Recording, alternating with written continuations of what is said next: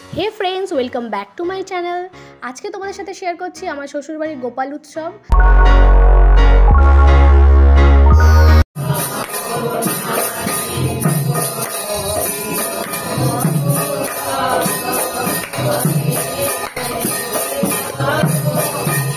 শ্বশুরবাড়ির সবাই দীক্ষিত, তাই এই উৎসবটা প্রত্যেক বছরই খুব বড় করে পালন করা হয়। নানা জায়গা থেকে লোক আসে, ভোগ বিতরণ করা হয়।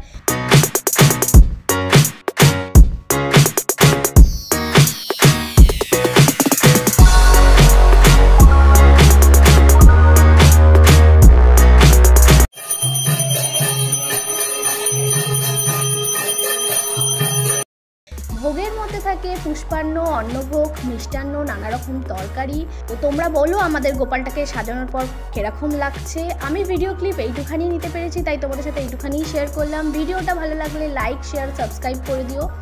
তোমাদের সাথে দেখা হচ্ছে নেক্সট ভিডিও।